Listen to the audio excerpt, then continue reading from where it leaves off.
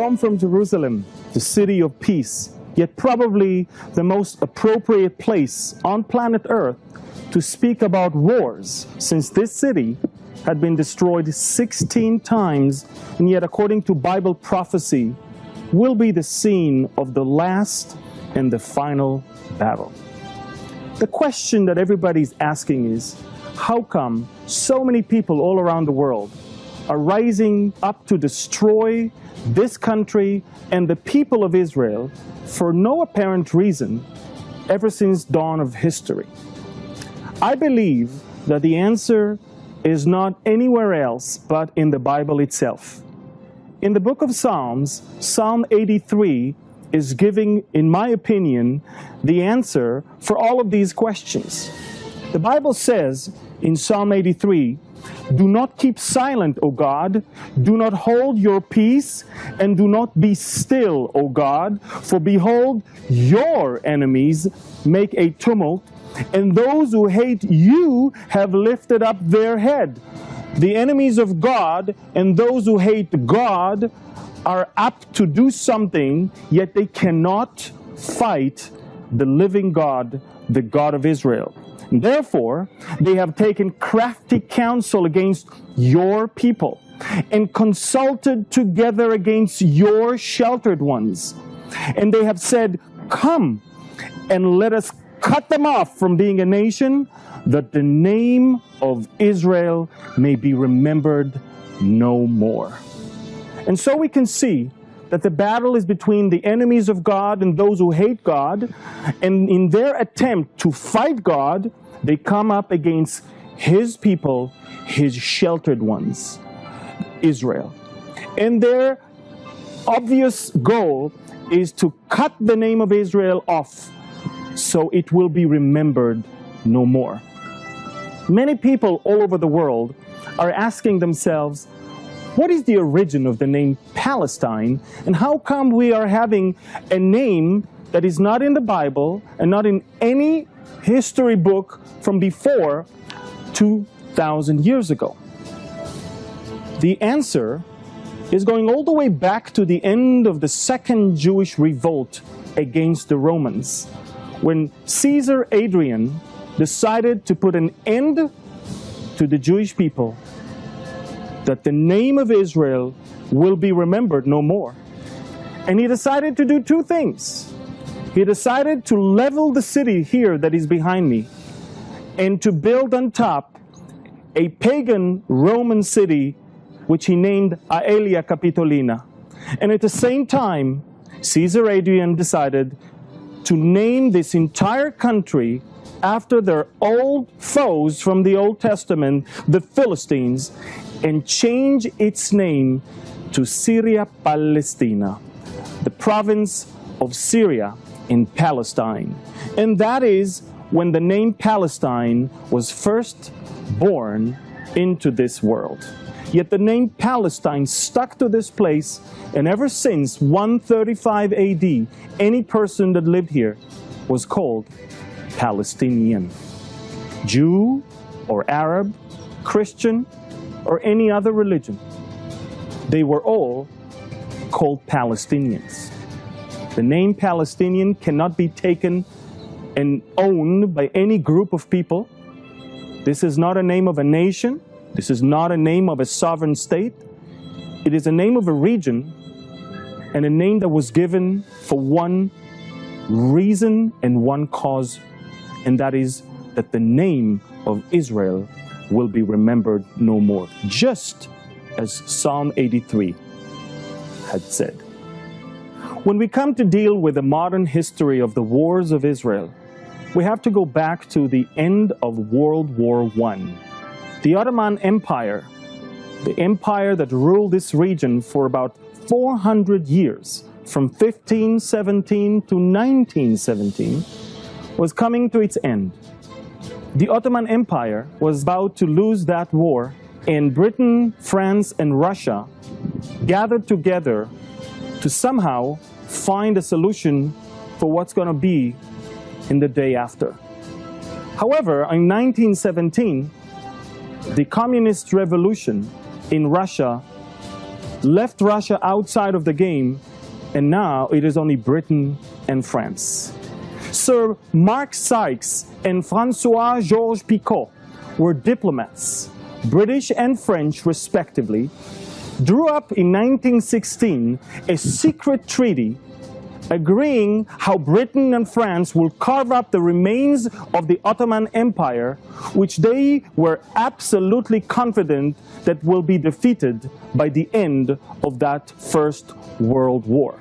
When this happened, the League of Nations gave Britain and France a mandate to run the countries we know now as Syria and Lebanon, Israel, Palestine, Jordan, and Iraq as part of their empires while creating independent countries. On November 2nd, 1917, the United Kingdom's Foreign Secretary, Sir Arthur James Balfour, sent to Baron Rothschild a letter that was supposed to be transmitted to the Zionist Federation of Great Britain and Ireland. In that letter, he writes, "Dear Lord Rothschild, I have much pleasure in conveying to you on behalf of His Majesty's government the following declaration of sympathy with Jewish Zionist aspirations, which has been submitted to and approved by the Cabinet. His Majesty's government view with favor the establishment in Palestine of a national home for the Jewish people and will use their best endeavors to facilitate the achievement of this object in being clearly understood that nothing shall be done which may prejudice the civil and religious rights of existing non-Jewish communities in Palestine, or the rights and political status enjoyed by Jews in any other country. I should be grateful if you would bring this declaration to the knowledge of the Zionist Federation. Yours sincerely, Arthur James Balfour." The Balfour Declaration was a milestone in the history of the Jewish people and their quest for a homeland here in the land of Israel. For the first time, the empire that controls this part of the world acknowledges the rights of the Jewish people for their homeland. It is a very unusual thing because most of the sympathy that the Jewish people received was only after 6 million were murdered by Nazi Germany. By 1917, the Brits understood that it is about time for the Jewish people to have their homeland in the land of Israel. Second World War. The invasion of Poland by Germany and subsequent declarations of war on Germany by France and the United Kingdom marked the beginning of one of the darkest eras in our history. From late 1939 to early 1941, in a series of campaigns and treaties, Germany conquered or controlled much of continental Europe and formed the Axis alliance with Italy and Japan. Following the Molotov-Ribbentrop Pact, Germany and the Soviet Union partitioned and annexed territories of their European neighbors, including Poland, Finland, and the Baltic states. The United Kingdom and the British Commonwealth were the only Allied forces continuing the fight against the Axis, with campaigns in North Africa and the Horn of Africa, as well as the long-running Battle of the Atlantic. In June 1941, the European Axis powers launched an invasion of the Soviet Union, opening the largest land theater of war in history, which trapped the major parts of the Axis military forces into a war of attrition. The Axis advance halted in 1942 when Japan lost the critical Battle of Midway near Hawaii, and Germany was defeated in North Africa and then decisively at Stalingrad in the Soviet Union. In 1943, with a series of German defeats on the Eastern Front, the Allied invasion of Italy, which brought about Italian surrender, and Allied victories in the Pacific, the Axis lost the initiative and undertook strategic retreat on all fronts. In 1944, the Western Allies invaded France, while the Soviet Union regained all the territorial losses and invaded Germany and its allies. The war in Europe ended with an invasion of Germany by the Western Allies and the Soviet Union, culminating in the capture of Berlin by Soviet and Polish troops and the subsequent German unconditional surrender on May 8, 1945. Numerous times along the history prior to the establishment of the sovereign state of Israel, there were attempts to bring about a lasting, comprehensive peace between the Jewish people and the Arabs. One must wonder, how come up until today, not only that a peace like that is not around, but the hatred towards Israel is growing bigger and stronger? Fundamental Muslims believe that it is the will of Allah for Islam to rule the world. For them, Islamic law stipulates that to fulfill Muhammad's task, every infidel domain must be considered a territory of war. Maurice Farhi, an author that was born in Turkey, a Muslim, who lives in Britain right now, and serves as the Vice President of PEN, the British Council of Authors, wrote in his book, The Last of Days, that Muslims believe there can be no peace with Jews, Christians, or any non-Muslims, and that if peace must be made, then only a truce is permissible, and that for a maximum of 10 years as an expedient to hone our sword, wet our blood, and strengthen our will. Fundamentalist Muslims must destroy the Jewish people and rule this country, or Muhammad is a false prophet and the Quran is not true. And such thought is inconceivable. So that the Muslims must attack Israel in order to be loyal to their own prophet. Now, this is not the position of all Muslims around the world, but it is the position of the fundamentalists and the jihadists, and unfortunately, up until today, their voice overtakes all the others. One would think that siding with the Arabs would cause the Arabs to side with the British throughout that war. Yet it was not the case. The Jewish population volunteered to the British Army to fight against Nazi Germany throughout World War II, yet the Arabs who lived here in the land of Israel, called then Palestine, sided and even more so collaborated with Nazi Germany. The Mufti of the Arabs here in the land, Hajj Amin al-Husseini, flew all the way to Berlin to meet with Adolf Hitler and signed a treaty with him that will basically bring an end to the Jewish existence in Palestine once Germany will win the war. It is quite inconceivable to think that those who collaborate with the Nazis were benefiting from the British policy, whereas those who sided with the British were actually suffering more and more. Right when World War II started, the British mandate caved in to the Arab demand for an independent state. In 1939, the Brits published the White Paper that called for an establishment of an independent Arab state within the next 10 years and limited the Jewish immigration to the land for the next 5 years to 75,000 only. After which, it will have to cease whatsoever. Such thought affected the lives of many people throughout the Holocaust, as the gates into Palestine, the land of Israel, the homeland of the Jews, were closed for the Jewish people who were about to flee from the horrors of the Nazis. Once again, the Arabs rejected a very generous proposal, and it really fits what our first foreign minister, Abba Eban, once said, that the Palestinians never missed an opportunity to miss an opportunity. The Jewish people that survived the Holocaust were hoping to come to a land where they can find finally peace. Peace where they can bring up their children, peace where they can live their lives quietly, where they can prosper, not instead, but next to their neighbors.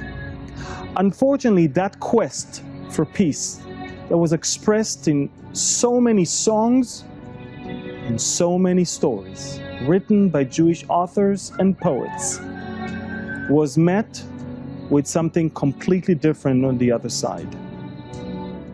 The attempt to destroy Israel and the people of Israel had absolutely nothing to do with any occupied territories in 1947 and 48. By then, Israel still did not have the West Bank, Gaza, the Golan Heights, or any other of these controversial places that are claimed to be the reason for this recent conflict. The Bible said in Psalm 120, "Woe is me that I dwell in Meshech, that I dwell among the tents of Kedar.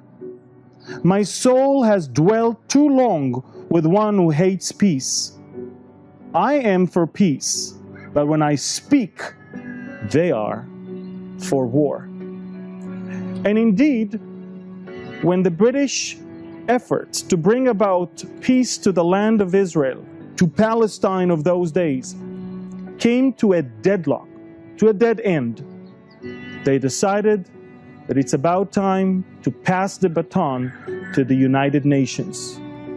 In 1946, the United Nations started an effort to bring about, finally, a solution where it will be two states for two people, Israel for the Jews and Palestine for the Arabs.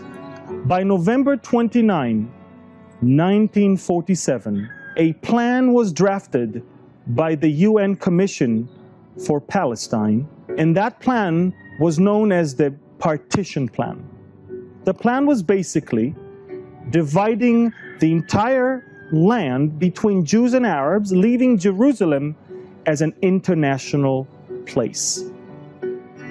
That plan, which left 2/3 of the land which was desolated and desert in the hands of the Jews, and the most fertile area, the Galilee, in the hands of the Arabs, was embraced by the Jews and rejected by the Arabs.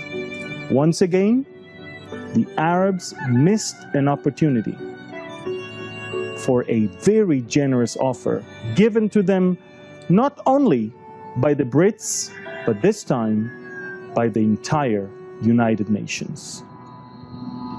The Brits decided that on the eve between May 14 and May 15, 1948, they are going to lower the Union Jack flag and to leave whatsoever the Middle East to find its own solution by itself. On that day, Friday, May 14, 1948, the leader of the Jewish community in the land of Israel, David Ben-Gurion, summoned all the other leaders from all different fractions and parties to the museum in Tel Aviv, since Jerusalem was besieged. And over there, he read the Declaration of Independence of Israel. That declaration was basically bringing back the old and biblical and God-given name of this land and this country back to its place.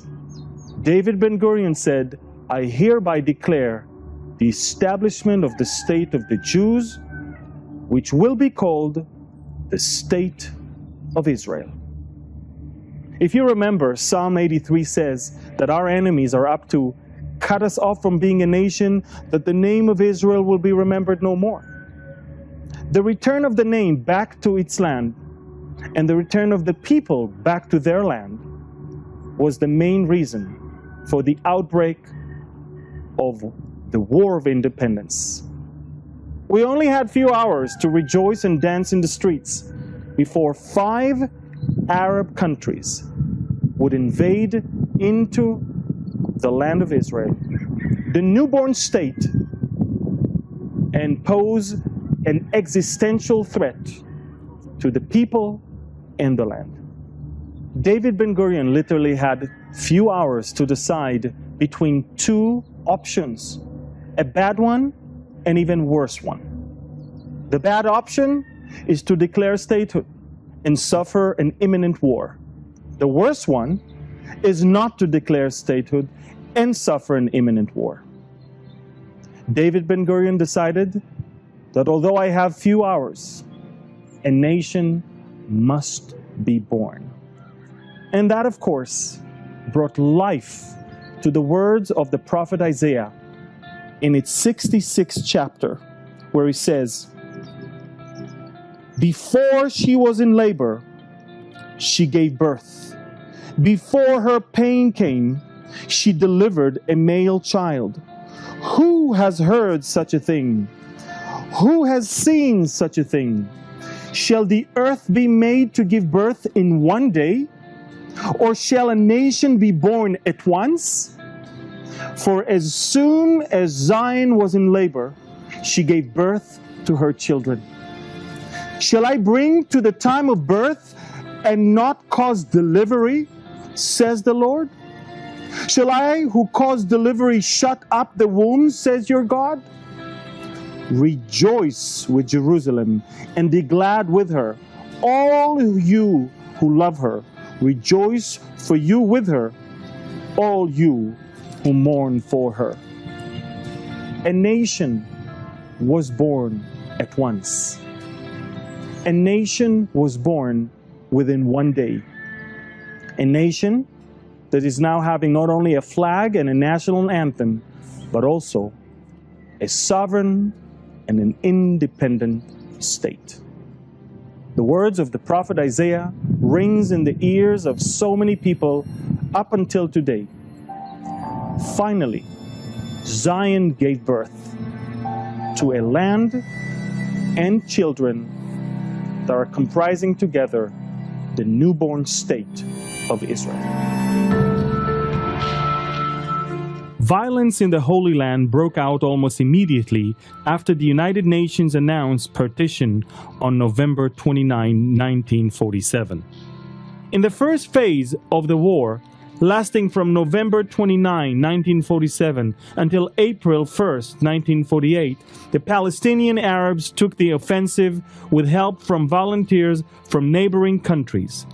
The Jews suffered severe casualties, and passage along most of their major roadways were disrupted. Even as Israel declared its statehood on May 14, 1948, 5 mechanized Arab armies invaded. The Jews had only 35,000 fighting men, no air force except for a small training plane out of which the pilot dropped a grenade, and only 6 tanks.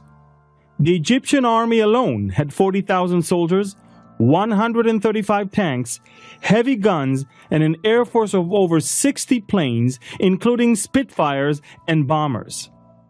The Jordanians had the Arab Legion, which trained by the British and led by an Englishman, Sir John Bagot Glubb, along with 48 British officers. Yet against all odds, the Jewish fighters won. Many of the pitched battles became epic and smacked of the miraculous. For example, the Egyptian army launched an attack along the Mediterranean coast against the kibbutz Yad Mordechai on May 19, 1948, as part of the offensive to take Tel Aviv. 2 infantry battalions, 1 armored battalion and 1 artillery battalion, expected to take the kibbutz of 130 residents in 3 hours. The battle raged for days. The Jewish defenders held off the entire Egyptian army much longer than anyone expected, using homemade weapons that many times did nothing more than make noise. They even used mock soldiers made out of wood, which they moved from trench to trench in order to give the appearance of greater numbers. Although the Egyptians eventually broke through, they were now days behind schedule, and their morale was badly shaken.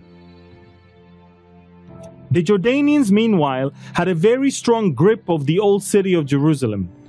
3 times the Israelis tried attacking at a point called Latrun, but were unsuccessful. The road between Jerusalem and Tel Aviv remained cut. Jerusalem would have succumbed to siege if not for the discovery of an ancient Roman road that turned south of the city and then turned west until it turned north. A great deal of this road was constructed by religious Jews from Mea Shearim in the dead of night to avoid Arab snipers. The final road was bumpy and laden with holes, but it was a road. It enabled trucks to come into Jerusalem and effectively break the siege. The result was stalemate around Jerusalem.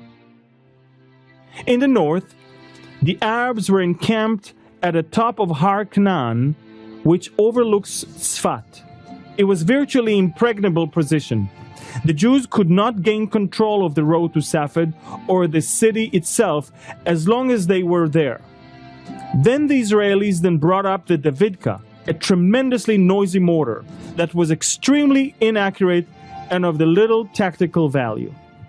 One Friday afternoon, the Israelis fired a Davidka several times, and then a miracle happened. It rained. Since it never rained in May and June there, the Arabs were now sure that the Jews had an atomic bomb. What else could make it rain? Consequently, they fled their impregnable position on top of Har Canaan. The Israelis captured Tzfat and drove the Arabs out of the entire northern area of Galilee. These are only a few examples. For the believing Jew, there were nothing short of miracles, direct signs of the divine hand in Jewish history. With the War of Independence still raging, the War of Israel's survival was just beginning. The ceasefire that was achieved in 1949 did not put an end to the efforts of the Arab countries surrounding Israel to bring an end to what they called the Zionist entity in the heart of the Muslim world.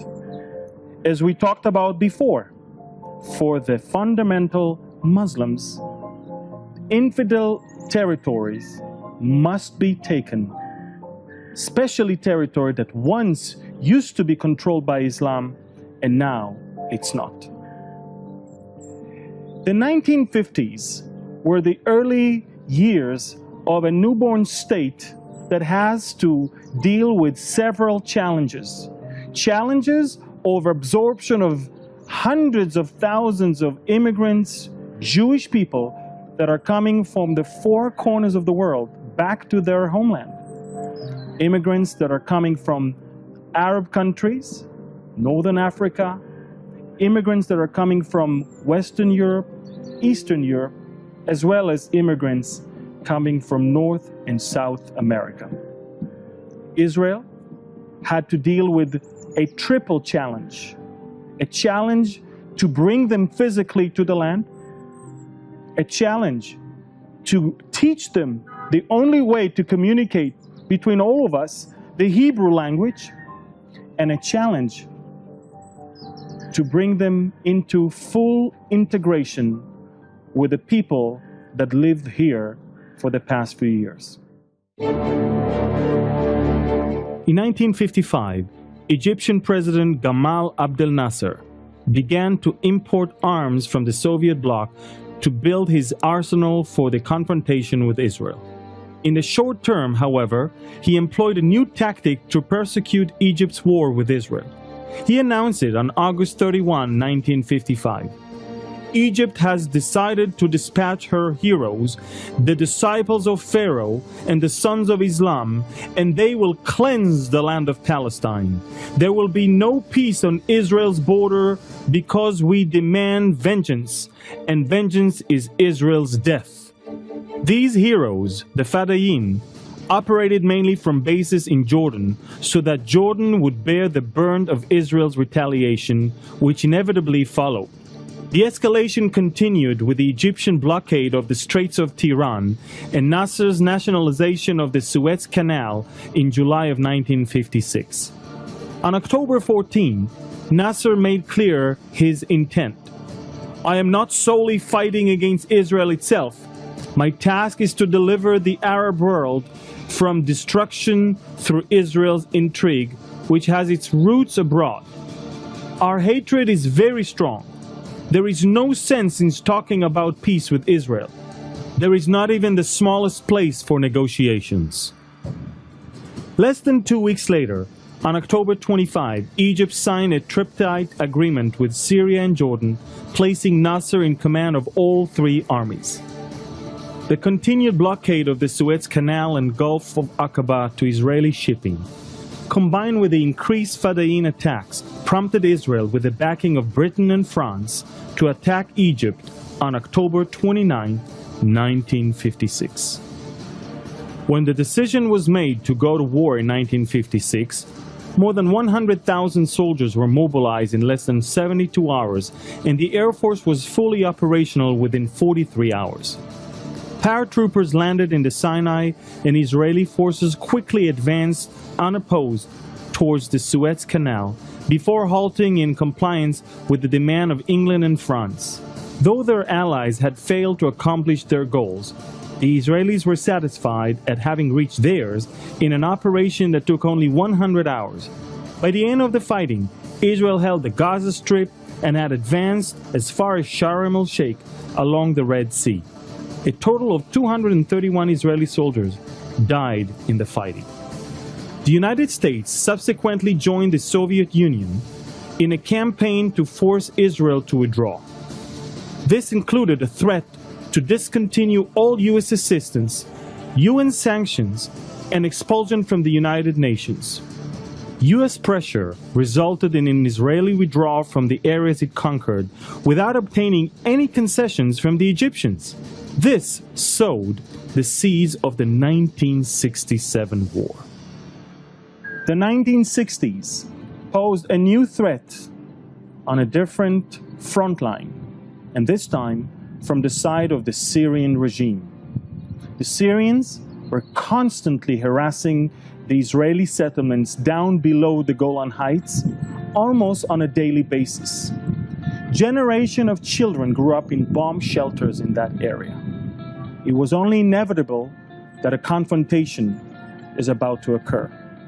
By 1964, a confrontation nearly took place as a result of the Syrian efforts to divert the waters of the Dan River into their territories. Israel understood that unless we penetrate into the highest hierarchy of the Syrian regime and military, we would not be able to understand what they're thinking and somehow thwart that threat. And that brings us to the story of Eli Cohen, a young Jew who was born in Alexandria, Egypt, and moved to Israel in his 20s. Cohen was recruited to the Israeli Mossad, and he's best known for his espionage work between 1961 and 1965. At first, Cohen was sent to Argentina to begin his coverage as a businessman there. Cohen moved to Damascus in February of 1962 under the alias Kamel Amin Tabet, and shortly after developed close relationships with the political and military hierarchy and became the chief advisor of the Syrian Minister of Defense. After a few days of radio silence imposed by the Syrian counterintelligence authorities, Cohen was uncovered, right in the middle of transmitting a message to the Israeli side. Cohen was convicted under pre-war martial laws to death penalty in 1965. The intelligence that Eli Cohen gathered is claimed to have been an important factor in Israel's success in the 6 Days War in 1967.